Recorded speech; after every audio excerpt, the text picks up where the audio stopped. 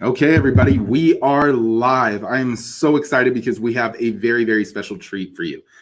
We have Barry Habib, who really, the guy really doesn't need an introduction, but I will for those of you who don't know who you are. And if you have been following the real estate industry for a while, like I said, I'm sure you know who this guy is. He is a two-time crystal ball winner, which means this guy's been able to call some things that many experts have not. He is the CEO and founder of MBS Highway. He is a trusted advisor and mentor for not just me, because I've known him for years, but he has also been really a guiding light for a lot of the mortgage industry's top level CEOs, experts, and producers. Frequent guest on CNBC and Fox Business News. And like I said, daily, he has thousands of subscribers across the nation, really just looking to him for guidance on what we can do in this interest rate market. We also have Megan Anderson, who's joining us, who I have absolutely come to love and adore. She's a social media goddess. I'm telling you, if you're not listening to her podcast, you absolutely have to. Just gem after gem after gem is dropped on there. Plus, she's just a fantastic person. So I'm blessed to have both of them on here right now to kick off this live stream. And let's bring them both on. All right, guys. Good afternoon. Good afternoon. Thanks for joining us from the East Coast. So happy to be here. Yeah, great to be with you, Sean. All right. Okay. Well, Barry, Megan, I'm going to, just let you guys run with it. There's a lot of different topics we have thought to talk about. I know we wanted to talk a little bit about what the previous state of the mortgage industry was right before we got into this pandemic. So I'll let you lead off, and the show's yours, man. Well, thanks so much, Megan. It's great to be here with you as well. And when we take a look at, we've gone through a very rocky period, and some people still struggling to go through. We've been blessed in the mortgage and real estate industry that we've been able to handle this and really succeed and thrive through this period of time. We've been able to adapt in working from home. But there were some scary moments, and I don't know if people really knew what was going on there, but it was kind of like the Cuban Missile Crisis moment where the mortgage industry was clearly on the brink. Based upon unintended consequences, Fed thought they were going to do some things that were helpful and beneficial for the mortgage industry, but they wanted to, with good intention, continue to buy mortgage-backed securities, but they got so aggressive with them, they created margin calls because pricing got so aggressive that their hedged positions for mortgage companies were at huge losses, and checks had to be written to the point where they were just startling amounts.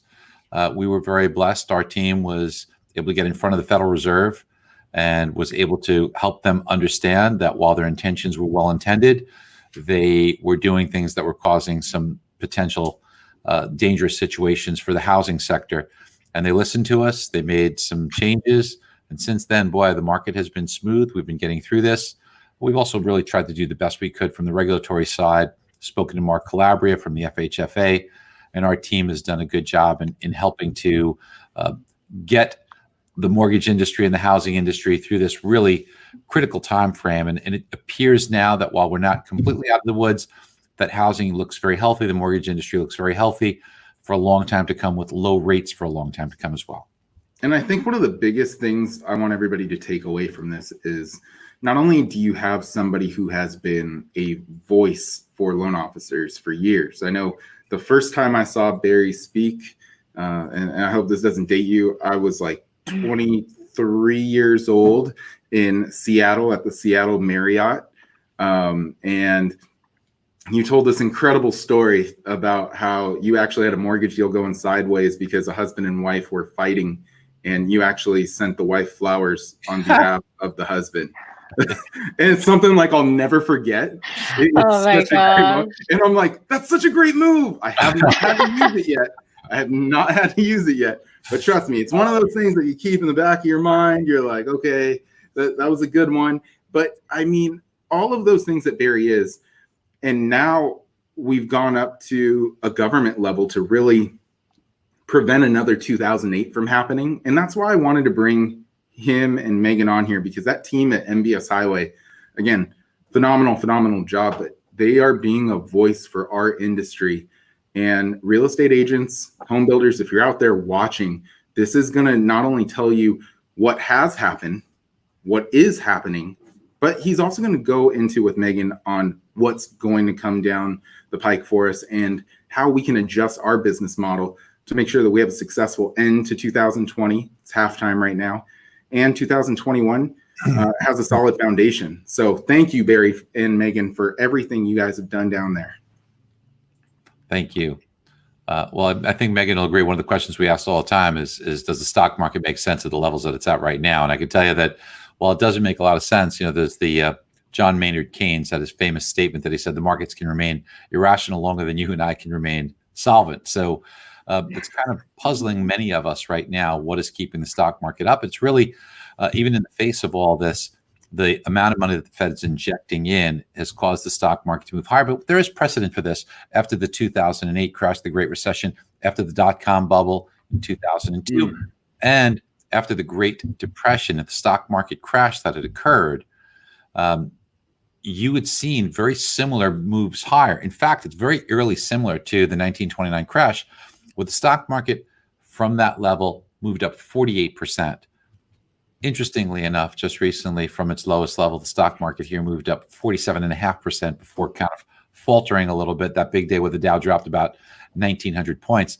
And when you see those similar moves, Mark Twain said it best. He said that history doesn't necessarily repeat itself, but it does tend to rhyme. So we're seeing some rhyming situations out there. To us, it looks like the stock market might be a little ahead of itself. I don't know if there's going to be a big crash like we saw before or a prolonged situation. Who knows? But it does look to us that a pullback towards 2,800 on the S&P probably is in the cards. Nothing is certain because things can twist and turn, especially with results on how this comes out with virus news. In other words, a therapeutic, a cure, more in lines of a vaccine, I should say.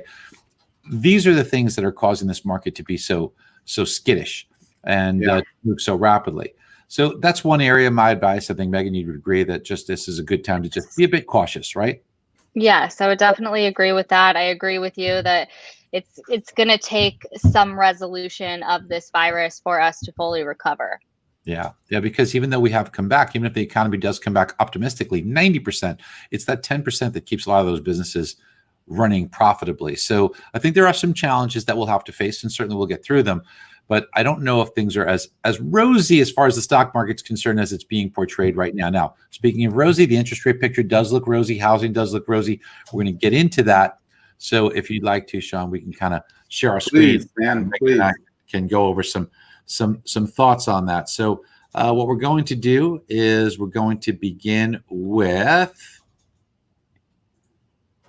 sharing a screen here, and we'll take a quick look. Tell me if you could see that. All you, man. Okay. So what I'm going to do is I'm going to bring up the slides that Megan and I have created. Megan does look terrific on there. She looks fantastic. This is great. And I love the book. We'll talk more about the book at the end of this. Yes, there you go. So listen, we know that right now people are waiting longer to get married. Wouldn't you say, Megan? Yes, they are waiting longer to get married. There's no rush. We can tell by this graph. Yeah, people waiting to get married to about age 30. And what that means is that a lot of times people are waiting a little longer to have kids. And kids are a big factor in home ownership. Take your millennials. They're between ages 30 and 39. If you're a 30-something today and you have no kids, it's a 38% rate of home ownership. But just that first kid, that first one, bumps up home ownership to 80%. So we know kids drive home ownership, drive buying and moving from renting to owning. And what we know after COVID is people want more space and more distance. But what's really interesting is that maybe it's a result of COVID, right, Megan? But look at the Google Trends. Oh my goodness! Everyone's been locked up, nothing else to do but Netflix and chill, right? That is very true, and I want you to know, as soon as Barry started talking about the waiting a little longer to get married, there's probably a ton of boyfriends inside of the mortgage and real estate industry that just started sweating bullets. I could feel it all the way here on the West Coast, man. So when we take a look at this and we say, okay, baby registry, that means that there's probably going to be a drive for home ownership, since there's probably one reason why you're interested in baby registries, right? So you take a look at people wanting space and distance. They're moving out of urban areas. That's where you're seeing the exodus. But where are they going? Suburbs have always been hot, but what's really gaining momentum is the exurbs. If you're not familiar with that term, the first ring is obviously when you go from urban, outer ring becomes suburban or suburbs, but it's the next ring, the exurbs. That's where the magic is going on right now. And surprisingly, guys, what is driving this are very young people. It's really all coming from under 35. Now, the homeownership rate in the United States has gone from 64% to a little over 65% in the home, and it's all being driven by those under 35, specifically under 30. Look at what's happening here. Huge home ownership increase in under 25 even. And, Sean, you said you were 23 years old at the time, and you were obviously very enterprising even at a young age. But a lot more people are falling into that category where they're not waiting, even under 30. Look at the huge growth in home ownership, and under 35, it's all happening here. And if you think about it, they are doing most of the transactions. Now, if you wait to try and do business with people that are a little bit more established, a little older, yes, they are going to do transactions, but at a much slower pace. If you're over 50, you might have a transaction once every 12 years or so. But look at this. If you're under 35, people are moving every 3 years. So that's 3 transactions to 4 transactions for every one that somebody over 50 is doing, which means that if you're going to think about how you're going to capture this, you've got to be very active on social media. And I know, Sean, you're a great social media expert, but Megan, if you're going to be doing this and somebody says, hey, you know what, I'm on social media, I've got LinkedIn, and I'm active on LinkedIn, I'm active on Facebook, I'm all set, right? What would you say to that, Megan? No, you have to think about where this target audience is. And as we're seeing, it's the younger individuals that are taking up the majority of home ownership. So you need to be focusing your efforts on where they're spending their time on social platforms. So when it comes down to it, if you're telling me that you're spending your time all on LinkedIn or Facebook, well, that's great. But all of these younger individuals are spending the majority of their time on social platforms like Instagram. So if you wanted to target that audience to drum up more business, I would tell you to really focus a lot of your efforts on Instagram. But it really depends upon your target audience. I mean, if you're doing reverse mortgages and that is your clientele, then you'd be wasting your time on Instagram. So just think about who your target audience is and where they're spending their time. Completely agree, Megan. And, we talk about the housing market. The housing market can be viewed very differently. The media sometimes gets focused on housing, the driver of economic activity. But for all of us and our customers, they want to know, hey, is the house I'm buying going to appreciate? Is it a good investment? And indeed it is. Because if you go by the basics of economics and you go by supply and demand, we already know inventory is tight. But guess what? It's going to get tighter because all these young people are going to be coming in buying first-time homes, which means they're going to be depleting inventory. They don't have a house to sell. Who makes up that inventory? Builders. But builders have been impacted by what's going on in COVID. Now, we already know inventory was tight. Builders weren't keeping up. But look at the 2020 estimate. Look at this big drop in newly constructed homes. We saw the data just come out today. And why is this? Because you can't get workers back to work that easily. You can't get land that you're being purchased. It has become more difficult because of COVID and the lockdown. So we will see much less of a influx of new homes that are being built. And we were already light. It's going to be much lighter. It's not going to be back until 2022 that we get back on the trend we were. And the trend we were in wasn't sufficient enough to handle the demand anyway. So what does that mean as far as real estate, the investment? It means that whenever you have a situation with more demand and not enough supply, what do prices do? Prices go up. We know that prices on real estate are going to go higher. Now, we already had the lowest amount of inventory on record, and it's going to get tighter. In fact, unlike other markets, vacancies are extraordinarily tight. The last time vacancies were this low was back in 2001, and that was one of the best buying opportunities that was out there. This buying opportunity will rival that, so you're going to start to see that. We take a look at the fair value of housing. One of the great metrics that we look at, Megan and I and Dan here, we all look at different metrics. And one of our favorites is to look at the fair value of housing based on the price to rent ratio. It's allowed us to do a lot of handicapping that's been effective and define where we might see a problem market. And we use the price to rent ratio, and currently it's at 17, meaning The price of a home is 17 times the rent. So let's do a math equation here. If your rent is $1,000 a month, 12 months in a year, $12,000 a year for rental income. So if you multiply it by 17, it would give you the value of a home of about $194,000. Or said differently, a $200,000 or so home would rent for about $1,000 a month. And that's where today's market is. If you go back to the last time that housing started to get into trouble, in 2006, it was 24 times. We knew that the market was overpriced. We're nowhere near that right now. So we've got a long way to go before housing starts to appear frothy. And in addition to that, the health of the housing market fundamentally is so strong. Now, Sean, you probably remember this, when we had a very popular term was upside down on your home. 25% of homes were upside down, meaning you owed more on your mortgage than the value of your home. How much is that today? A meager 2%. And 34% of homes, no mortgage, positive equity, 63%. Let's take a quick look here at housing overview. So it's 124 million households, 43 million rented, 80 million owned. Of those homes that are owned, 27 million of them are free and clear, no mortgage. What does this say to you? It says, if you're a mortgage professional, cash out refi. If you're a mortgage professional or realtor, move up buyer, move up buyer, move up buyer. They've got plenty of equity. 53 million, the other 53 million homes that have a mortgage, you know what the average loan to value is? 50. What? The average equity in those homes, $177,000.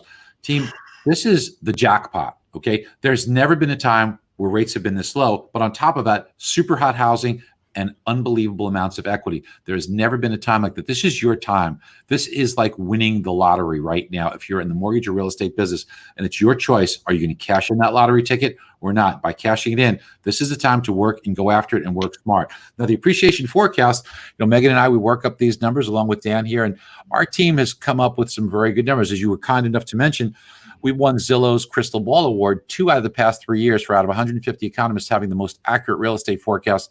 And what we're saying is that real estate values will go up over the next several years, and by a significant amount. There is just not enough demand to meet supply. Prices have to go up, and there is room for them to go up.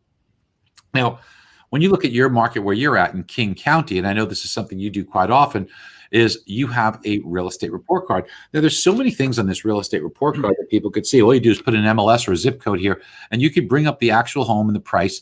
And what you'll see is how much that home will gain in just the next 5 years in King County, Washington, specific to the zip code.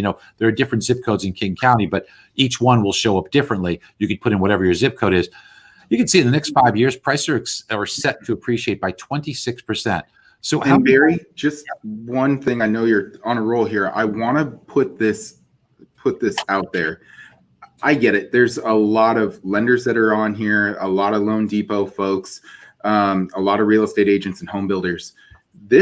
What Barry's about to show us is pure gold. And if you're not in the Washington state area, especially, and you are, looking and, you got loan officers calling you all the time, a good qualifying question to ask them is, are they a subscriber to MBS Highway? Because then you have access to these tools. Then you have somebody who's constantly in the know, and somebody who has won Zillow's 2-time Crystal Ball Award, giving them information to give you and your clients about interest rates. So with that being said, Barry, run with it, man. Thank you, brother. So what you could see here is this has a very young demographic. This zip code, very young demographic, people ages 27 to 35. There's only 2 homes available for every 1,000 people.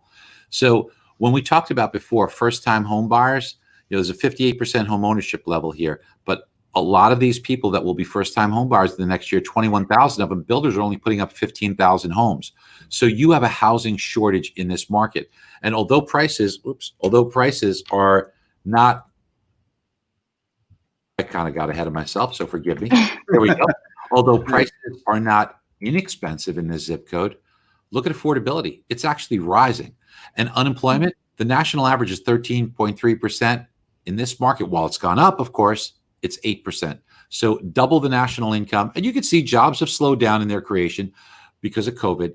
But this is such a great market. You should be screaming this from the rooftops. In fact, why don't you put this on your website? There are many tools that you could use, like a buy versus rent tool that's like none other.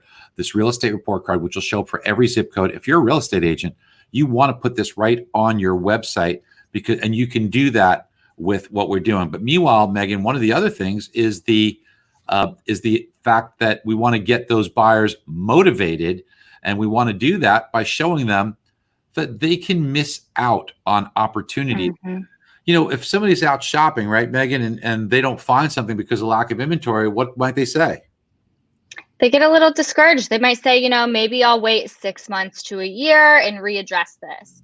But that's not what they should be thinking. And Barry's going to walk through this piece that can really help light a fire under their rear end and get them excited about moving forward and purchasing. So I want to put this out there.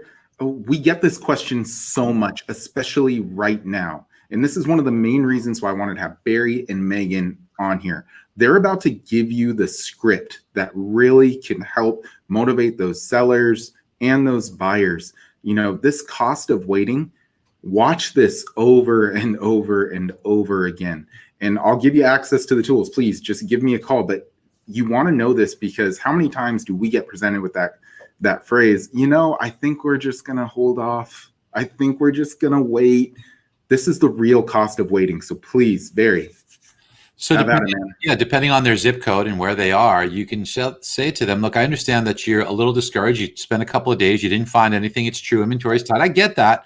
But, you know, it might pay for us to keep at it and keep waiting because keep working at it, because if you wait even just 6 months, while you're on the sidelines, the market's still moving. And in this particular zip code in King County, prices are set to go up 1.93% in just the next 6 months. That might not seem like a lot, but you would have lost $12,000 on this home in appreciation, $5,000 in amortization. You lose $18,000 by waiting 6 months, and then your new monthly payment would be $55 a month more than it is today, even if rates stayed this low. So what I'm saying to you is, are you sure you want to wait, or would you like to continue shopping? And I think that most real estate agents are discovering that clients are all over this. And remember, I talked to you about how can you help real estate agents if you're a mortgage professional that uses and likes the tool like the buy versus rent that we have, or what I just showed you on that real estate report card. It can be for any zip code. But meanwhile, that mortgage professional can help drive traffic to your real estate agent's website and be on that realtor's website with this tool. So it'll drive traffic to the realtor, and the mortgage professional benefits as well. And another tool that can be really helpful is open house flyers, as we all know. And I also know that still in a lot of places, it's a little bit slow on showings. I know here in Florida, we just opened up a few weeks ago to be able to show condos.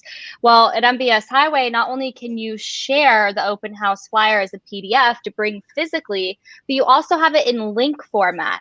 So I know a lot of you real estate agents that are on here have been doing virtual house tours. Well, you can reach out to Sean or whomever, and they will get you the link so that you can have this be interactive on that post. And we'll also share everything that Barry just broke down. We'll share different loan options that they could go with. We'll share that cost of waiting to get them motivated with moving forward and purchasing. We'll share with them appreciation, buying power. And then the last piece is fun little demographics, where the different school systems, you can edit these depending upon the potential buyer, places within so many miles. They can actually get directions from this as well. And then we'll share with them restaurants. It's a really great piece. Now, I know the Fed just this week talked about the fact that they said, okay, look, we're going to keep rates low for a long time, but that doesn't necessarily mean mortgage rates. Our customers can't get complacent. And it's helpful to show them charts like you showed them, Sean, just like this one, which the red line is mortgage rates, the blue line is the Fed funds rate. Now, over time, they might move somewhat similar, but they're very different. And the best way to explain it to our customers is, think about it this way. If you were lending money and you knew the money you were lending out, you could give a rate today, but you could change your mind on it tomorrow. So I can give you a rate of 1% today, but make it 5% the next day, 8% the day after that, 2% the day after that. I could change it from one day to the next. That's the Fed funds rate. But a mortgage rate, if I tell you what the rate is, it's got to be in place for 30 years. You're going to think about that very differently if you were the one lending the money. And you could see how the behavior is different. Here, Fed funds rate goes up in blue, mortgage rates go down. That doesn't seem to make sense, right? Fed funds rate goes up, mortgage rates go down. Fed funds rate up, mortgage rates down. But now, sometimes the Fed funds rate goes up and mortgage rates go up. Sometimes the Fed funds rate goes down, mortgage rates go down. Just like you see here, Fed funds rates down, mortgage rates up, down, up. But then it comes down later. They move differently. Now, look, the Fed had the Fed funds rate just like it does today at 0. At the same time, mortgage rates were at 5. Okay, so we've seen mortgage rates at 5 as recent as the beginning of 2019. It's just a year and a half ago that mortgage rates were at 5. So where we are today is truly a gift.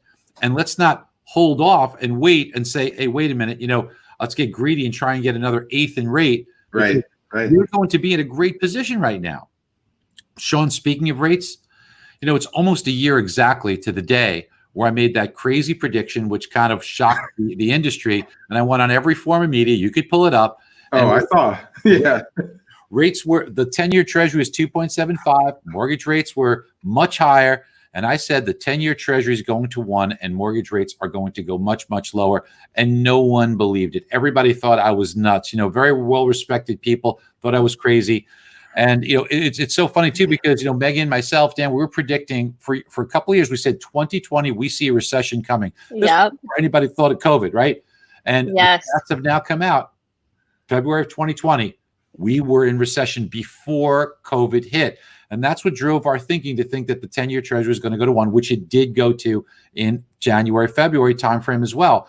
So when we take a look at that and we say, okay, let's apply those metrics to what's going on today, we were asked, okay, Barry, you got this one right. Megan, Dan, you got it right. What do we do next? So when I went on Fox, they asked me, okay, now the 10-year Treasury just broke below 1%, which you told us was going to happen. Where's it going to go? I said it's going to go to 0.5%. They wanted to debate me, argue with me. All kinds of people are interested. It's never going to happen. You were ridiculed. They were throwing, oh my God, this guy's out of it. This guy's out of it. Yeah, but sure enough, not only to go to 0.5%, it went to 0.31. So we believe that rates will have a lot of pressure to the downside.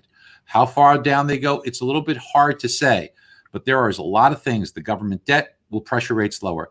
People, as they get a little older, will come out of stocks and go into more bonds. That will pressure rates lower. So we see a lot of reason. That doesn't mean that they stay low forever and don't move. It's not going to happen in a straight line. There will be some volatility, but the upward price moves might come from time to time, even in the near future, as demand for products and services come back to our economy, but maybe the workers aren't there. Maybe companies at 80% or 70% capacity say, I can't stay in business unless I raise prices. And all those things could have a short-term inflationary move. Those short-term inflationary moves might result in interest rates bumping up a little bit. So this is a good opportunity. Now, longer term, I think the rates come back down and stay pretty darn well. But Megan, one way to communicate this is with this amazing tool that you've helped us create, Social Studio. Yes. So you need to be doing video. I've said it before. I'll say it again. You need to be positioning yourself, no matter where you are in this arena, as the trusted advisor. And we have a tool to help make that happen and help make it easy. It's called Social Studio. We have pre-created scripts in there because the number 2 things that I hear of why people are not doing video is I don't know what to say and I don't like the way I look and the way I sound. One, every client knows what you look like and what you sound like. So you've got to just break through that barrier. And then as far as not knowing what to say, use a tool like this. We know that these scripts go over well. It essentially turns your computer screen into a teleprompter. If you can read, you can make a video. And once you do enough of these to where you get consistent, you'll notice that confidence and that little judgmental voice that keeps you from taking action will not so much step to the front anymore. It'll take a back seat. But get out there, do video, position yourself as the trusted advisor, and ultimately, we're here to help. And I can say that I've used this myself. This is definitely something that I have implemented. And now it's inside of my office and inside of my house. I've got the whole green screen set up and all of the lights and everything that you can get off Amazon.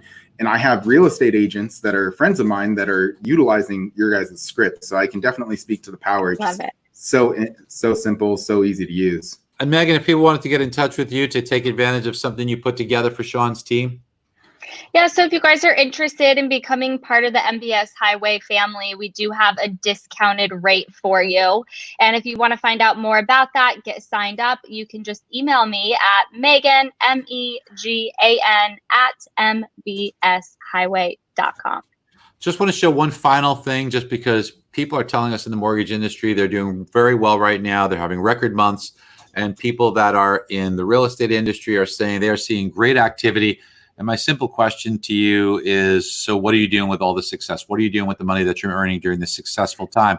You don't want to either miss out or work the minimum amount. You don't say, look, I did a loan or I did a real estate transaction. I could kind of take some time off now, because you don't know when you're going to have this type of amazing opportunity. This is the time to go at this while it's hot. Make hay while the sun's shining is the old saying. And man, it has never been brighter than it is right now. So what I'd like to show you is a way for you to kind of convert that into something pretty meaningful.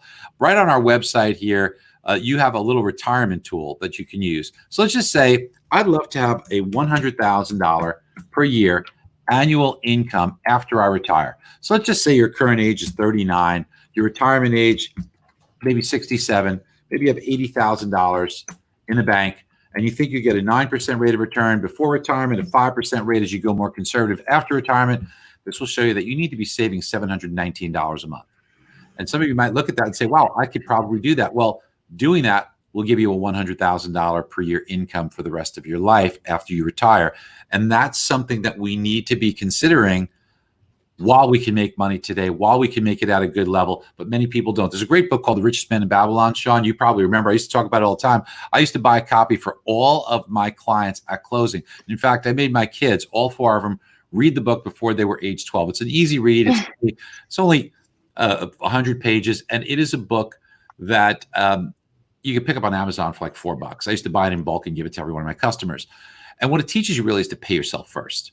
And in this particular case, it's so important. Now, when you want to be an advisor, maybe you're doing a refinance for somebody, maybe you're helping a customer, and maybe that customer would like to have a $50,000 a year income. Maybe they've got $60,000 or $65,000 saved.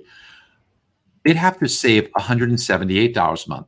And you think about it. If you're a realtor, you give that customer a great deal on a home where they could save some money. If you're a mortgage professional, you refinance somebody.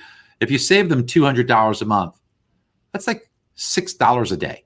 What's that customer going to do with $6 a day? No doubt they should save $200 a month, but $6 a day, what is that going to do for you?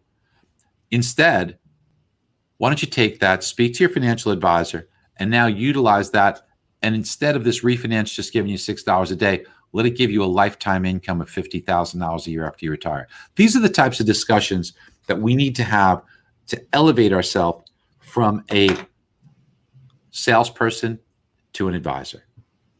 Wow. Barry, that is such huge information. I know I personally read that book myself, The Richest Man in Babylon. It was just absolutely incredible. And now you have your book that is coming out. Oh, we do. Yes.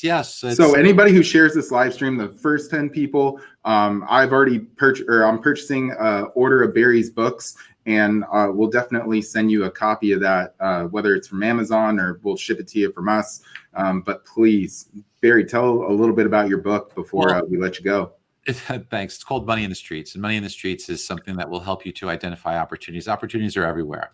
But there is an art form, and it's a learned skill to be able to identify them.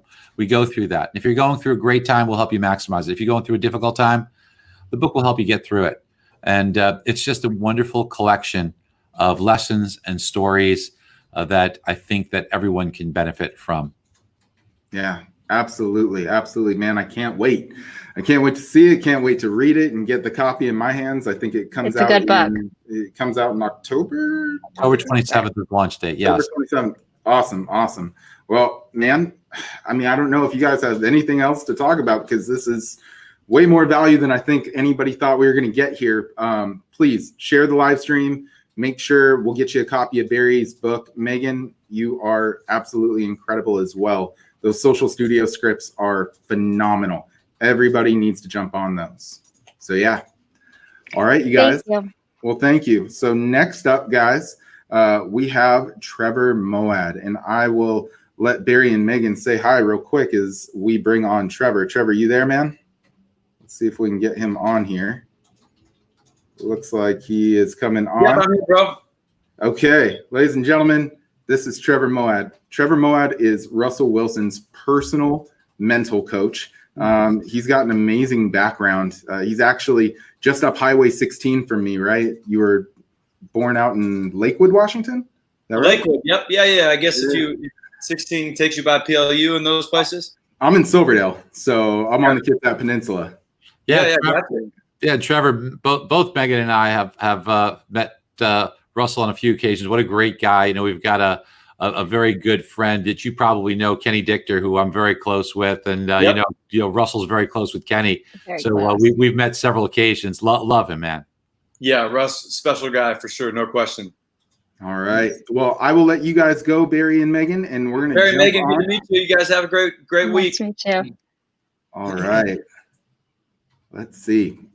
Trevor, thank you so much for joining me, man. You have no clue how much I've been looking forward to this because I've read your book multiple times now over. I think probably one of the biggest things is not only are you from, an area that I consider my hometown, but you've inspired athletes long before Russell. I mean, you mentioned in the book, you started your career off in this at what would be considered the Jedi Academy or Hogwarts for professional athletes. And you worked with guys over at IMG's Academy, who incidentally enough now has the #1 high school ranked football team in the country again. You were working with guys like Eli Manning, Steve Hutchinson. You were just, the list goes on and on. It just Jimbo means I'm Fisher. old, brother. It means I'm old. Hey, man, But, you ain't that old. You ain't that old. I looked it up. I know I'm we're not that too old. far. Russ was in our 12th draft class, but IMG Academy is 600-acre training center. I was played a couple of years of pro soccer, high school teacher, 4 years. Went out to Bradenton, Florida. Grew up half my life. Obviously, my first 17 years of my life in Washington State. In Lakewood, went to Charles Wright Academy, and then half my life in the South and half my life in the West. Okay, well, I live in California now. I know Russ just did, what was it, his first TED Talk, right? Yes. He just got done doing his first TED Talk, and that was like a beaming infomercial for everything that you preach. So for those who don't know, this concept translates so easily into real estate and home building and construction, the whole nine. Can you tell me a little bit and just define for everybody that's watching what neutral thinking is? Well, first of all, my mother and my brother both work for John L. Scott. So, I have a unique understanding, obviously, of the real estate world. Just sold my third house, not as a realtor, but just in my life, 3 houses. So Scottsdale, Arizona, before I moved out here to Manhattan Beach. So I've got great respect for the industry. I know the ups and downs and the unique challenges that many people in Seattle and Tacoma and Silverdale and Snohomish and Spokane faced in 2007, 8, 9, 10. So it's good. It's great to see the market doing well. On the sales side, on the commercial side, on the broker side. So that's always a good thing.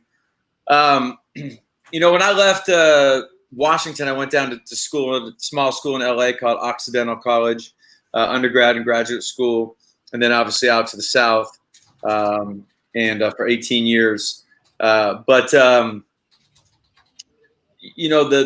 population I would teach in sports psychology was Alabama football, Jacksonville Jaguars, Miami Dolphins, Florida State, Texas, and how I journeyed into that from a kid from Lakewood is a separate story.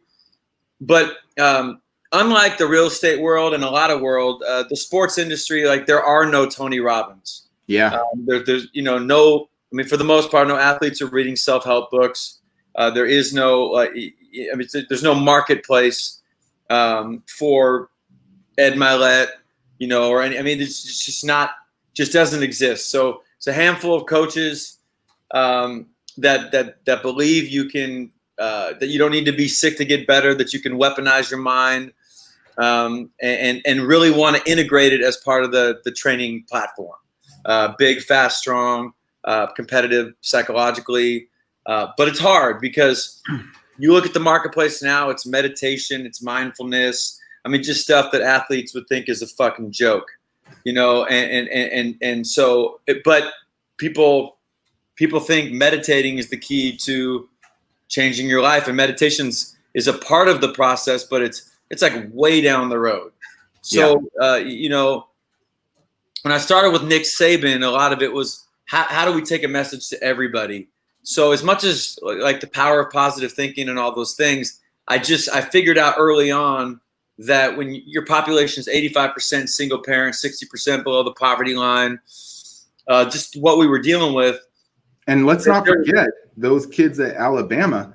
Those are kids. They're coming in. I mean, if anybody at home is watching this and they're working on their own mental stability, try working on it with a 17-year-old kid who has been so committed to one thing his whole life, been told he's super talented, 10,000 miles away from home. And now Trevor walks in, you know, and has to get his attention. But I think also just, you know, a lot of tough lives and, you know, just, I mean, just, you know, bullshit proof.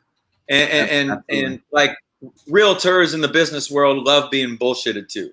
You know, like what's the new thing I can buy?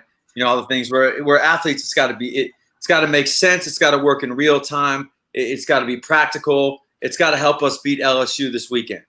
You know, and same with the military. You know, all my years out, you know, involved at Fort Bragg and the other places. And then obviously I spent time in the business world. IMG, we're a huge business. I had 80 employees that worked for me. So we just, when we studied the information, particularly after our first season at Alabama, we just started to understand that all the science around positive thinking was anecdotal. It was really hard to prove. People would try it for a little bit and then just bail. But we found out that all the data around negative thinking was really clear, that negative thinking worked negatively. 83% from the Mayo Clinic. You know, all the data reduces your creativity by 18%, your ability to make decisions by 30 to 40%. You know, like if we could learn how to eliminate negativity and never really worry about trying to be more positive, that could change our whole culture. Yeah. And the sports world is, you know, it's an EBITDA-driven business. 35% of our coaches are fired every year. In the NFL, only 25% of our guys make it to a fourth season. It's hyper-competitive, very similar to your industry, except for you're adding the physiological element, and you're doing it in front of everybody. You know, but in the same sense, you sort of eat what you kill. That's very, very similar, I think, in the sports world. So our psychological message, you know, had to make sense. It had to be simple. It had to be really basic. And so it became early on, you know, how do we eliminate negativity from the organization? Well, how's negativity translated? Is it our thoughts? Yeah, I mean, everybody's all over the place inside their mind with their thoughts. But language is the number one carrier in an organization of negativity. And when we say something out loud, it's 10 times more powerful than when we think it. And if it's negative, it's a multiple of 4 to 7 times more powerful than if it's positive. So all the data from Georgetown, Harvard that we were reading and understanding at that time said, if you say stupid shit out loud, it increases your probability by 40 to 70 times that what you don't want to have happen will happen. So just by not saying it was a game changer. Not complaining about the heat, not complaining about the circumstances, your coaches, the being on the road or being at home or your academic load or your personal life. Just not complaining. There's no science that says venting will help you perform. So how to not say stupid things out loud, our culture changed, and we went from 6 wins to 12 wins at Alabama. Lost to Tebow in the SEC championship. But you know, that was a starting point, and I started to see guys understanding, and it was so easy to find the research and the stories and the E60s and the 30 for 30s. We've had examples like Bill Buckner, the baseball player for the Red Sox, who right before the World Series says, I don't want to be the guy to let the game-winning run score on a ground ball through my legs. You know, 12 days before the World Series, Game 6 against the Mets, ball gets hit to him, goes through his legs. They lose. Mets end up winning the World Series. And there were so many examples like that. So basically speaking into reality, your own demise, right? Well, increasing the probability by externalizing it that what you don't want to have happen is going to happen. And it just and positive thinking being 40 to 70 times weaker than negative thinking. I mean, look at our politics today, Sean. I mean, a positive message versus a negative message, there's no chance. Yeah. You know, and it's hard wiring. It's just that's how we're wired. So the more we, and then the secondary form of negativity was consumption, television, music, conversations, movies, the people we were around. 3 minutes of cable news increase your probability by 27% that you'll say you had a terrible day if you have 3 minutes of news before 9 o'clock in the morning. Wow. In cable news, they understand the statistics. They have, you know, in the military, one of the things I learned, a lot of guys, you know, that studied the idea of modern media, and they taught the guys, particularly the special operations community, proactively, this is who CNN markets to. This is who Fox markets to. This is who MSNBC markets to. They don't have any obligation to the truth. Their obligation is to the people investing, paying them money from a marketing perspective.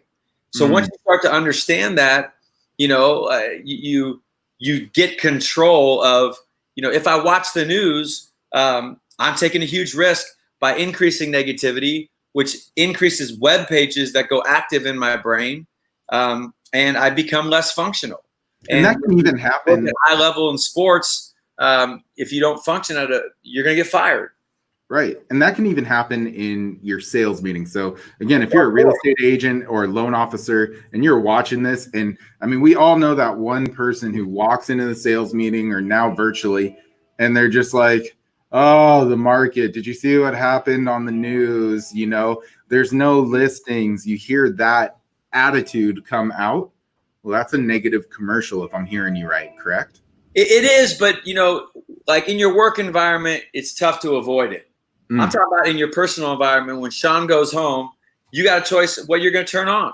No country you music. got a choice who you're going to call when you're leaving home. You know, you got a choice what movies you're going to watch. You got to, and so, look, I was talking to a good friend of mine in the NBA this morning, and we were talking about like what separates great performers in anything, and most of the time it's what they don't do, not what they do, that separates them. What they don't eat, what they don't watch. Like Russell doesn't fit the physiological or anthropometric metrics at all relative to size and certain components. And I've evaluated, 8 years guys for the draft when I worked for the Jaguars, and he just doesn't fit those metrics. And yet, because of the things he doesn't do, the discipline, the lack of complaining, even years where Seattle's been thin offensively, I've never heard him say anything about the offensive line, never said anything about the receivers, and it probably hurts him because he doesn't complain in some senses. And he just says, like, whatever it takes, just find an excuse to win. And, and he does. And so I think that's before you can get to neutral, you have to understand the power of negative versus positive, and negative. They don't even play in the same field. And so, and what meditation and some of those things and mindfulness do, they try to change the inside thoughts by, reimagining a new version of yourself, a new world, a different change inside, and then ultimately being able to recondition and project it outside. That is like organic chemistry. It's a really difficult skill, but it's nowhere near as powerful as what you say out loud. If you're saying all these things out loud, watching all the wrong things, then trying to change from the inside out or meditate with your Calm app for 30 minutes, what's the point? So if you just didn't say the wrong things out loud, and that's all you got from this as a loan officer or a broker or a realtor, just stop saying dumb things out loud. It would change your life exponentially. And the actual quote in the book is stop saying stupid shit out loud. So just go with that. But I know that I personally gravitated towards your book, and you and I have talked a little bit about this because the concept of neutral thinking really helps you concentrate when all these other factors are swirling around in your life, because these other factors, actually these dramatic events, can just induce emotion, and we don't always make the best choices when we're emotional or distracted, and in the world of real estate, trust me, there is a ton of distraction, as there is on the news right now. So with that being said, how do you cultivate neutral thinking? And I want to frame it like this. You and Russell shared this same thing. And I also went through the same exact deal. You guys Russell had just won a championship, and the Super Bowl here in Seattle, which we were all excited about. And then he was going through a divorce. You had probably one of the most celebrated clients in the NFL, and you are going through a divorce. I did something very similar, and it wrecks you, and there's always that additive of, real estate agents are always being sold something. You mentioned it, somebody's always trying to BS somebody in this business. Talk to me about how you can cultivate that concept of neutral thinking. Like, what does it take? Well, I think what we learned when we sort of, designed it, it was neutral wasn't this lack of emotion or stoicism like Ryan Holiday writes about. Mm-hmm. It was this idea that the past is real. And I think one of the challenges, my dad, Bob Moawad, was a huge figure in Washington State, and then joined Lou Tice early on, who developed the Pacific Institute, which was a great consulting firm for many years up there in Seattle, but had an international footprint. And Lou Tice affected many people, including Pete Carroll and tons of people, and so did my father. But the only thing, kind of from their perspective, it was you were either negative or positive. And the tough thing, I think, for most people about positive thinking, for me, 44 years of living, growing up in that environment and growing up with the education, is it always connects to an outcome. So when something's not going well and you're told to be positive, you feel like you have to pretend what's not going well is going well. And it creates this dissonance in your mind. And we're having a bad quarter. Well, we're going to turn around and have a good one. Well, you don't know. And so it's always connected to an outcome. What I think, but negative is so powerful that when we go there and we talk about it and we live there, it automatically starts bleeding into the future. So it's really hard to overcome.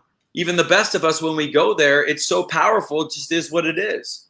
So neutral is this idea like a car. If a car is going backwards, it can't go to forwards. It has to downshift into neutral first. And what neutral says is, all right, this is real. This divorce is real. This pandemic is real. My situation that I might be dealing with financially or being furloughed or whatever the situation, it's real. Or a good situation. My success now is real. My new spouse, the love, the joy, the joint families of kids is real. But while the past is real, it's not predictive. Your future is based on what you do, not how you feel.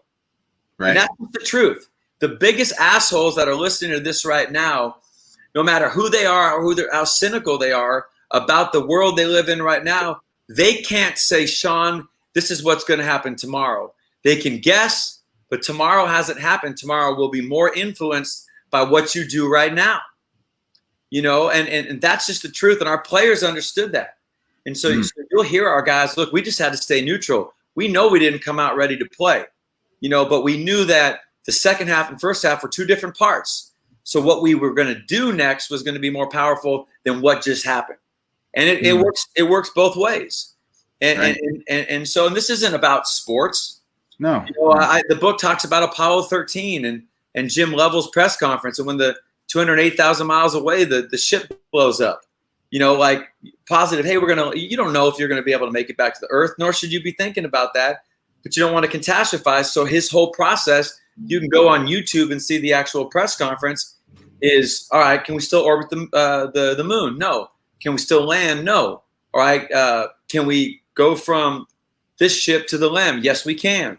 What's going to happen with our oxygen? Too much carbon monoxide. How are we going to, and it's just one step at a time. It's not dramatic. But neutral thinking is also neutral behavior. Just what am I going to do next? And I think your industry is competitive.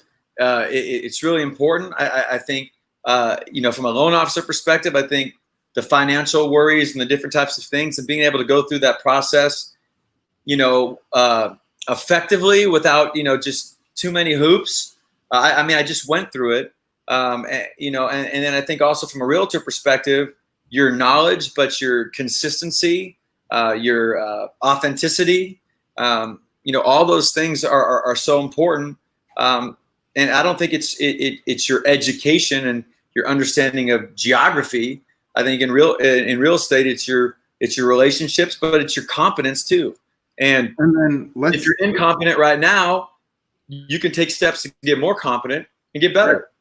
Well, let's continue down that path, because one of the chapters that I absolutely loved in the book is entitled "It Takes a Plan." Okay. And, you mentioned in there, it takes a plan to achieve anything of value. So real estate agents and home builders really are the equivalent to quarterbacks in our industry. And no doubt everybody had a great plan at the very end of 2019, start of 2020. And then that plan got blown up, I'm sure, as your mom and brother have communicated to you, at about the end of March, going into April with the stay-at-home orders. So how do you... Well, I'm in California. We have a stay-at-home order until August 1st. And right. I'm following it. Absolutely. Aren't anymore, unfortunately. But you see the consequences for that as well. How do you coach, guys like Russell? Because I remember there was one part where you and Jimbo Fisher had a talk going into the locker room, when you have to make those in-game adjustments, because the plan didn't really, you had a plan, but somebody else had a better plan. How do you make those in-game adjustments? Because we're about halftime right now for 2020. Yeah, heading into quarter three. Yeah. Neutral is unbiased, non-judgmental thinking. Like, what's the truth? Yep. So this is the simple truth right now. Just, human contact, fear, a little bit of, anxiety going into somebody's house. How is things transmitted?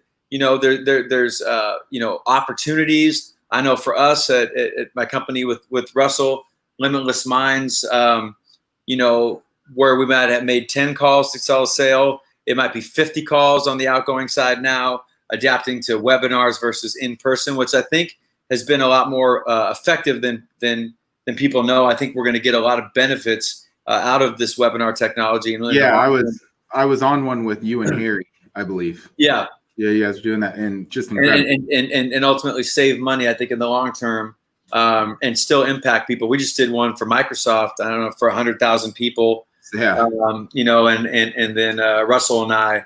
So I think right now it's just a matter of like, what's the truth, and accepting that things can change really quickly for the better.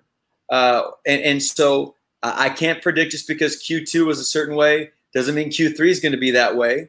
And so I can really focus on my next behavior. Like the thing about Russell, I remember our first, when he came out to Seattle, and we'd been together, obviously in Bradenton and the Senior Bowl and all those things. But I came out right before OTAs, and he was with his first wife at the time, and we met at the Red Robin in Bellevue.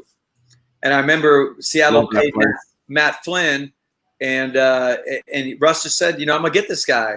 And I said, he's like, I don't know when. I don't know if it's gonna be in the beginning of the season or whatever. And I said, there's something he's doing. He's like, it's less about what he's doing and more about what I'm doing. That's the Red Robin. That's right there at Bellevue Mall, right? Yeah, by Bellevue, the Bellevue Mall, and we were there, and Russell's behavior is so far ahead of his success. Yeah. And the more you can behave yourself into becoming anything, for the most part, that you have the capability for. And so Russ is such a great example of that, because for so many years, even the early years, making $280,000, and it's a lot of money, but obviously it's not, $36 million right now, highest paid in the history of football. But he was doing all those things, from sleeping, from massages, from studying, from, all the preparation. And then the opportunities came. And I think that's where patience and what does a good realtor do? What does a good loan officer do? What does a good broker do? And am I behaving in alignment with those things? And if I'm not, just start to do it a little bit better. And if I am, I've got to sustain it.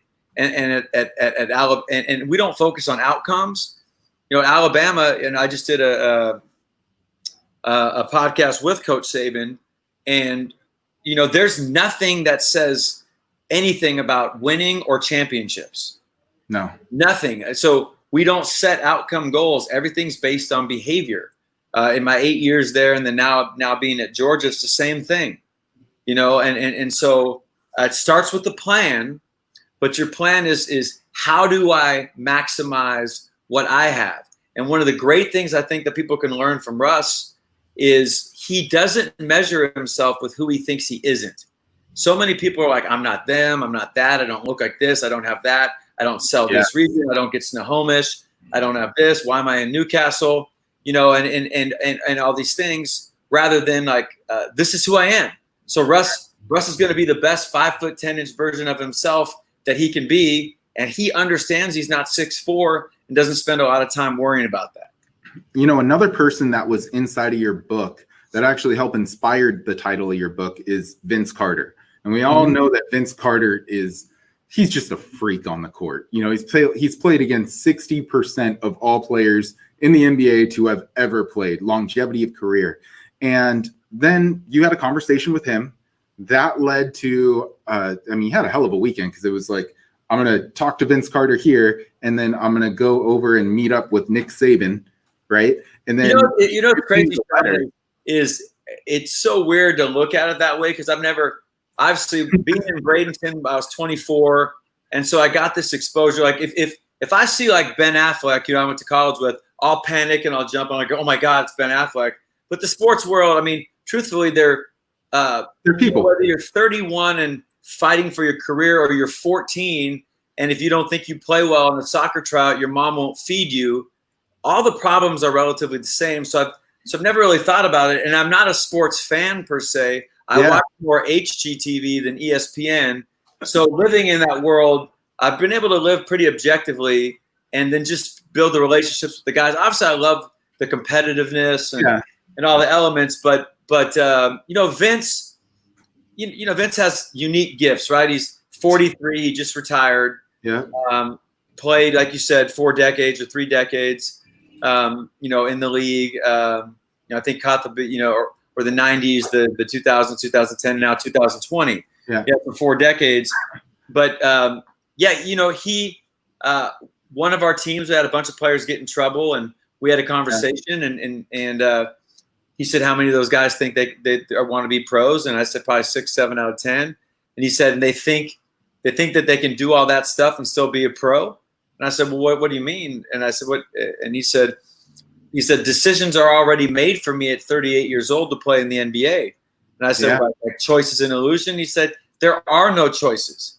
Once you make a decision to get to a certain level, your choices are finite. They're already made for you. There are things that great loan officers do, great realtors, great parents. You know, I saw a statistic recently, obviously pre-pandemic, but that the average, you know, married couple communicated 27 minutes a week. And I have friends that would say, that much? Where do I find all the time, right? But, you know, obviously that's not true. But you think a good relationship, it takes what it takes. It takes more than 27 minutes. You know, and you've got to find time, and you've got to connect, and you've got to turn the TV off, and you've got to engage, and you've got to, you know, do all those elements. And so the decision about how to have a good relationship, you either do the things or you don't. And average people become average through average behavior, not the gifts they have. And that letter that you penned over to Nick Saban, I want to just quote a couple of things from there. Yeah, go ahead. Like you said, this book, it's not like necessarily specified towards the sports community. This is just a great book that you should just read over and over. And so after you had the conversation with Vince, you then went over to meet up with Nick, and you wrote this letter. And there's a couple of things in the illusion of choice that you came up with. It says, years from now, when they look back at this team, all that will be left is what we did, not what we could have done if only this or this had happened. This game towards people who do it right, or rewards people who do it right. The game has demands. The game has demands. You do, then you succeed. or you do then and you succeed, or you don't and then you struggle. There's no middle area. My point is, we don't have a choice. How are we going to do things if we're going to stay true to the goals we all made at the start? Making bad choices is the lifeblood of average. It feeds it, it consumes it, it protects it. Choice is a competitor as much as any tangible opponent you or any team face. In fact, it's the ultimate competitor. It taunts you. It will lie to you. Like stuff like that. I don't think it gets more real, because right now during this pandemic, we all have choices that we can make. You know, during everything that we're seeing about what's going on in Minnesota, and we won't get into it, but obviously there's choices that we can make today. And like you were saying, you know, you become average by making average choices, or you can be great by making great choices. One thing that I know you're going to talk a little bit about is Russell wanted to know everything that Drew Brees did, right? He wanted to know, and he just continued to work through those behaviors. So talk a little bit more about, what do you think it takes to make the right choices these days? Well, at first you have to understand what good looks like in whatever you're trying to be good in. And I also respect people that have no interest in making good choices, you know, because the world needs average people. I mean, I don't fuck around with average people in my life. I don't want to, you know, it's just, but the world needs average people. But average people aren't indicted that way. You know, like I went to school like Charles Wright Academy, which was number 2 in the state next to Lakeside. And for soccer, right? Everybody that I was in, you know, in my graduating class, where 20 students went to the Ivy League, were more gifted than me intellectually. When I went down to Occidental College, all those kids from, you know, were, you know, obviously Oxy's where Obama went, were from Phillips Academy and Sidwell Friends and all those schools. I mean, you know, they were really, really bright, but just because they had those gifts didn't mean that they would exercise them. And I'm responsible for using what I had. So I learned quickly not to judge my lack of, you know, academic aptitude. I said, all right, this is going to take me 3 hours. It takes me 3 hours. I never got upset that it would take a good friend of mine 15 minutes. That was his journey. I have mine, you know? And so if you want to do well, it takes patience. It takes understanding. All right. So if I want to be in the top 10 and I want to be graduate cum laude, what's it going to take for me to compete with the, you know, if only 10 get it and 20 are going to the Ivy League, you know, like, what am I going to do? Because I'm not going to be able to get in. It's just academically, it wasn't going to work that way for me. Right. You know, so I think taking the judgment out of success is powerful. You know, like, well, why do I have to do that? My dad did this, or you know, like, the more you can take judgment and bias, because there's so many biases that we deal with, and just say, it takes what it takes. The idea of the book title was, it's an objective truth. There is a way to succeed in the world we're living in right now. We're all learning it. You know, I finished my book, and I had a speaker's agent. I spent over $100,000 on PR, because I live in a world. I didn't have Instagram till 6 months ago. I didn't do, you know, because in the sports world, it's not like, you know, what you guys watch. You guys love watching Gary Vaynerchuk and all these guys, like, look how much money I made. You can do it. Slow-mo, getting out of a plane. Athletes don't think that way. Athletes is a service-based industry. So I never did any of that stuff, you know, but then all of a sudden I learned, I wasn't going to do that. I'm not going to be like Gary Vee and tell people to fuck off and yell at them for not being tough. And, you know, you know, that guy can stand on his wallet and speak to the clouds. So I'm not even playing in their game. No. But what I am saying, a ton of authenticity in your book. I think that's the biggest reason I gravitated to it. It's just real. Well, yeah. And it's just, you know, sort of, I struggle with all these same issues, but in the 18 years of implementing them and the 8 national championships and all these different things, I mean, you learn and you start to understand, like, what can help people be more successful now. But I had to understand, my point with the book was, I had to understand, what's the market? You know, how do you sell a book? I had a goal to make it a national bestseller. You know, I hired Tony Robbins' PR company. I knew I was way behind. and did all these things. And then I booked all these speaking gigs. I got an agent. Every speaking gig was canceled because of the current world. So then I had to adapt. Like, okay, well, how can I be successful now and live in Manhattan Beach and other challenges I might be facing? Rather than spend so much time looking backwards, because simple fact is my book came out February 3rd. Russ, Sierra, a ton of people, we did PR, went on, and then a month later, the whole world changed. But we were still able to be a Wall Street Journal bestseller, and we're still able to move the needle. And I believe, I believe the book has done great, relatively speaking, but the timing is what it is. Yeah. And one thing, I mean, kind of speaking to that and just everything that you unpacked right there, I know that, with COVID-19, everything was changing. Everyone from your industry who one of the speakers I was on earlier, he commented, he was speaking and again, all of his gigs got canceled, just bar none.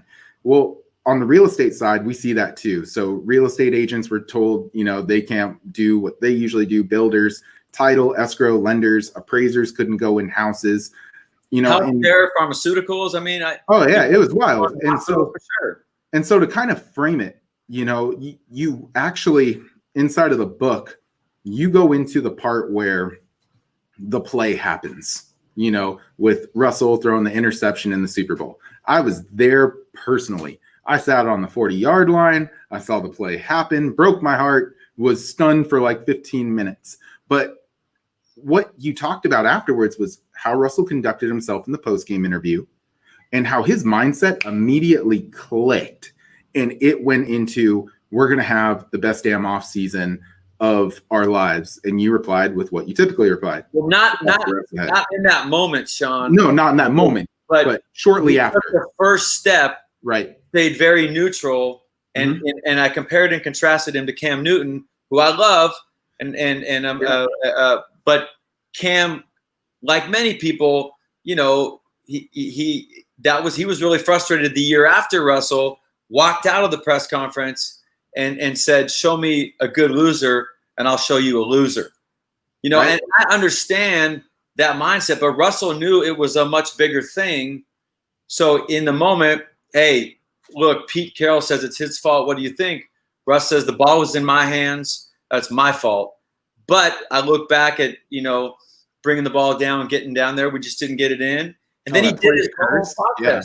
He did his normal process. He went in, watched the film, graded it, and then, had a period of time, which I hit on in the book, where he wasn't sleeping, and it was like he grieved.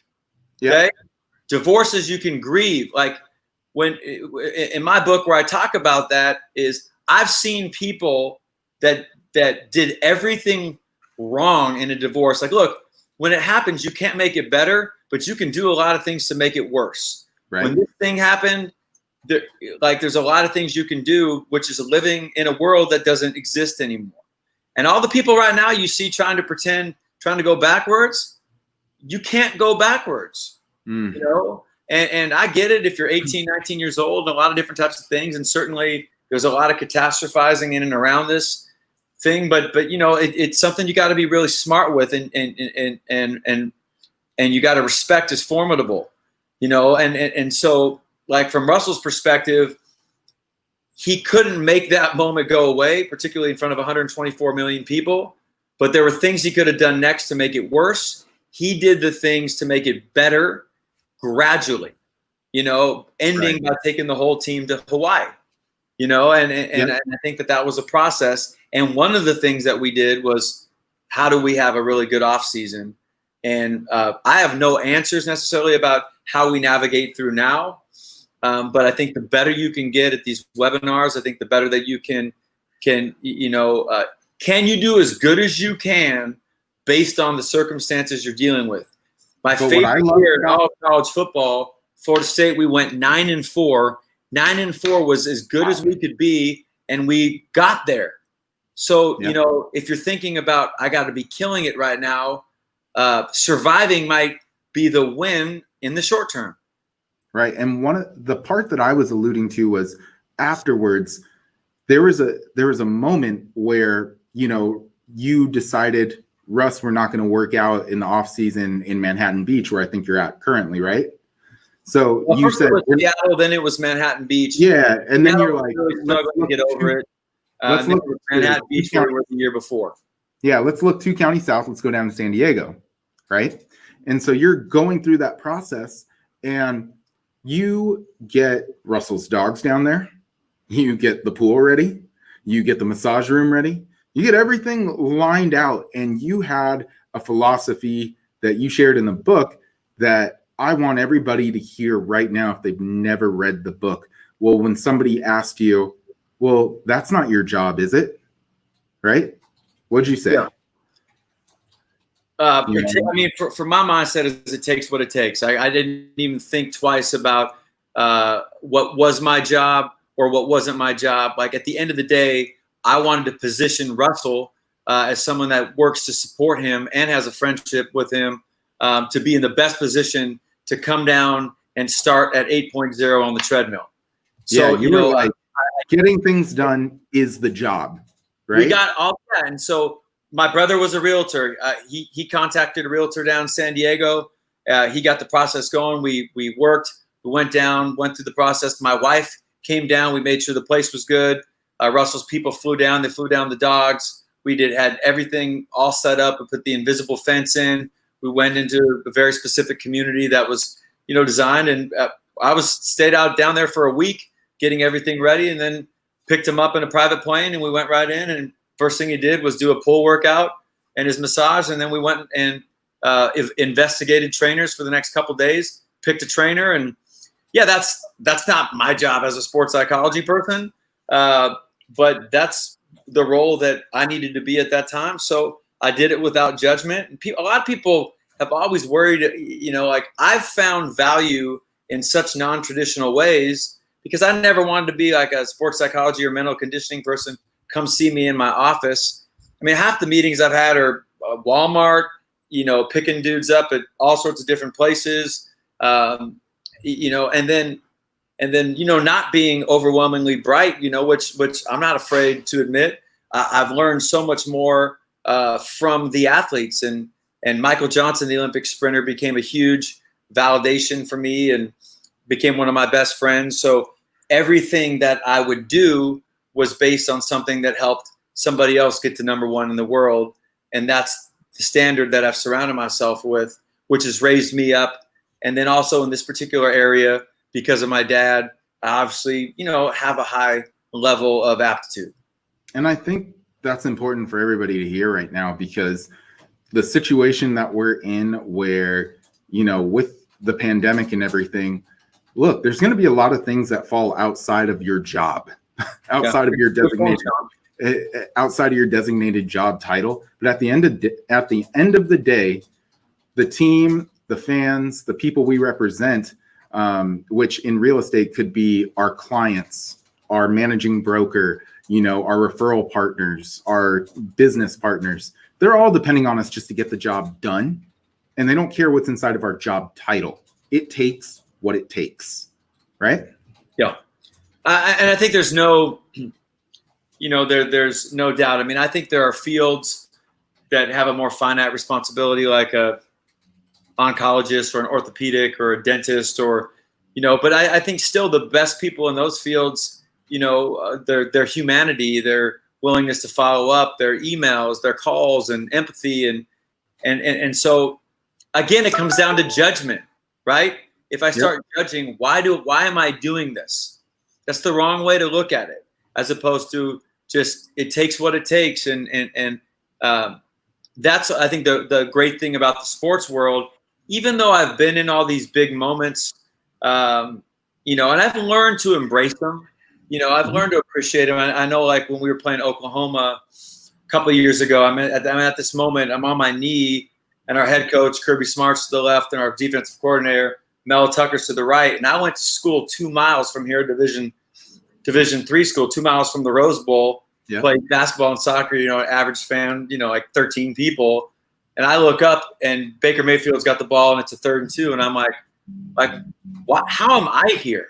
Right. At this moment. But I've worked really hard to build relevance to be able to, in a world where, like I said, there are no Tony Robbins, to find a way to be valuable at some level and earn that right to be in those moments and to learn how to be helpful.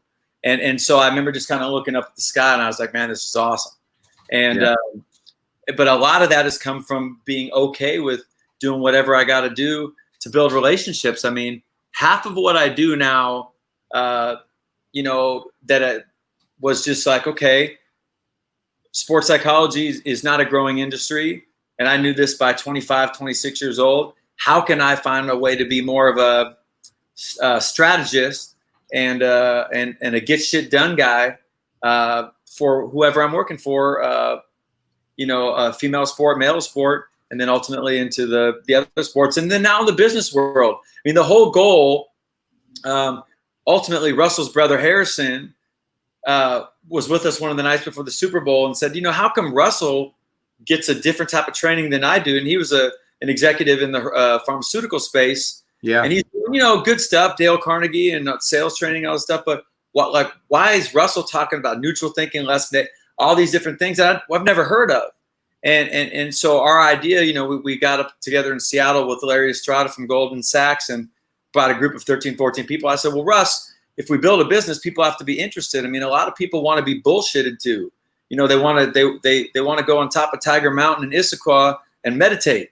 You know, and I said, you know, which has value, but we, you know, we don't know where people were. And so we built out Limitless Minds, a B2C business with a strong digital platform and all these other elements to teach some of these things that we've found value with behind the scenes in the sports world.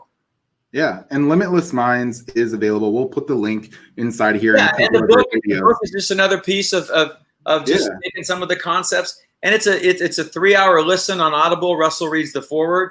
It's just simple.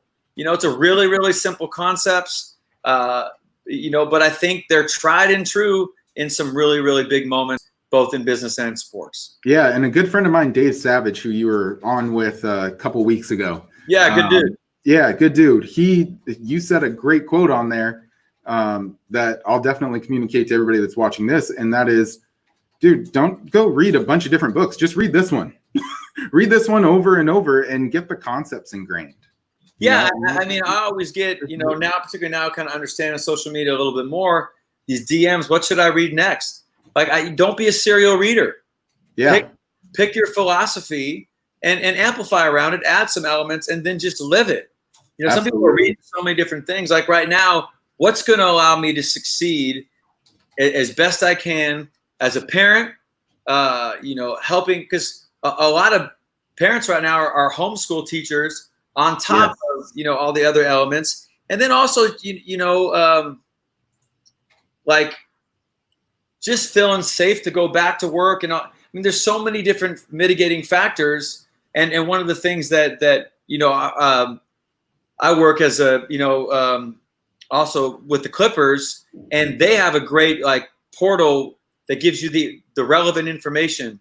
You know, what do I need to know in Southern California? What's happening with this? And it's just all just truth-based, objective. So for this whole period of time, for 3 months and a week, I've only watched, and I've counted 78 minutes of news, you know, in 3.5 months. Wow.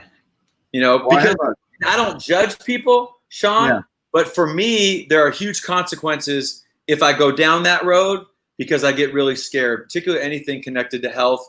I get scared, and when I get scared, I'm not effective. Right. That's my truth. Other people might be able to watch 175 hours of it a day and not have consequences, but that'd be bullshit. I hear you. All right, I got a couple of just real quick questions for you. I got a hard stop. One of them, perfect. One of them is you wrote Russell had keys, certain key things hung up in his locker that you worked with him on all year. One of the years he made it to the Super Bowl. Great fundamentals, great balance, be engaged. Do you think that this applies inside of this arena of real estate agents and home builders right now? Yeah, I do. I mean, I remember reading a book a few years ago by a realtor about a success list. But this idea of neutral behaviors. So great balance for Russell is obviously physiologically the elements for a quarterback, but it's also every Tuesday, you know, in a normal time frame, either in San Diego or, you know, Seattle, going to Seattle Children's Orthopedic, how he lives the balance of his life, church, the relationship he has with Judah Smith, you know, all the different things from that, great fundamentals. There are fundamentals that make a good loan officer, make a good realtor. Outbound calls, putting your pamphlets together, dropping things off at people's homes, web blast, you know, all the different types of things that you need to do. Are you executing those fundamentals? And then fundamentals in your life, you know, talking to your family and taking care of your health and exercising and all the other things. And then being engaged. Being engaged for Russell says, no matter what happens, I'm sitting in the front row and setting the tone. And right. then KTN, keep taking notes. You know, it takes what it takes, and you don't need to be sick to get better. So great can get greater. And I think that's the focus. So when you mentioned in your book, you say 2 things in working with the NBA, NFL, and MLB that you've learned is that you feel would be applicable, or these words I think would be applicable towards real estate agents and home builders too. You said, it's what you do, not how you feel, that gets things done. We can do our own way, or we can do our own things into feeling the way we need to. It's hard to feel your way into achieving a damn thing. And then you also had, we all want things of value, and one is the precursor, or I'm sorry, one of those is the precursor to motivation. But wanting is a good thing. Wanting's a good thing. So talk about that. Thing. There's no doubt, and it's a precursor. Because if you don't want it, it's going to be hard to ever get it. It's just, right. it's just that idea of doing versus feeling. Like even this, you know, one of the things that's good to do right now is exercise. So sometimes in the middle of the day, I'll leave and go up to Pasadena, and nothing in me will want to do that. But Sean and I will drive up there, and a third of the way through, we're both grateful that we're on this hill and we're climbing and just getting out of that routine. You know, and then even when stretches where you're driving through riots and, you know, all the crazy stuff that's happened, but right. By doing it, the feelings caught up. Your feelings will eventually catch up with what you do. If you let your feelings lead you, then you may not do much. You know, and so your behavior precedes your success, in my experience. But I also think there's a lot, like if I'm listening to this right now, and I've got a formula and I'm doing, you don't have to do anything different. You know, right. Some of these things that make sense, they make sense. What I know is there's, you know, negativity is a real problem. And if you're competing against it right now in the controllable ways, take more control of it. Yeah. And Sean, I give you 30 seconds, but I got to wrap up. Yeah, just Sean, one last thing then. On the webinar. Yep, one last thing. Your dad played such a huge role in your life. What's one thing that you think you would say right now in these times? You know, I think in context of knowing everything that I'm going through right now, I think he'd be proud. My dad was never, you should do this, you know. Yeah. Teach your fireman. It was more the skill set, you know, of having the idea of self-esteem, which people make fun of. There's nothing funny about it. It means the degree to which you can handle life. And this is a time where a lot of us are being tested. And you know, I think, but far from thriving, but I think I'm with the hand that I've been dealt in the short term. I think my dad would be proud of the effort I'm making to be well-rounded and manage his time. I think he'd be proud of the relationship I have with my former spouse. I think he'd be proud of, you know, a lot of those things. And I think there's some other things, Sean, he'd be saying, hey, man, you need to find another level with these things too. My dad was not a touchy-feely, lovey guy. He was great in terms of externally to other people, but he was his life was his example. And I'm grateful for the years I got to watch him as a coach at Central Kitsap or Clover Park, and then obviously with the Pacific Institute and Edge Learning Institute. So, well, man, I'm blessed to know you. I'm blessed to know you. I'm thankful for your time, man. And you guys share the stream. I'll get you 10 copies of the book if you guys first 10 people to share it. So thanks, Trev. I appreciate you, man. You bet, Sean. Brother. Best of luck to you. Let's stay in touch, brother. Okay. Let's definitely do that. Thank you, my man. All right. Take care.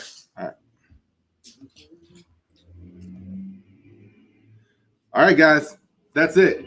Trevor Moawad, author, Russell Wilson's personal coach, gave you some of the best insight on what you can do. So again, if you guys have any questions about any of the speakers, their materials, please let me know.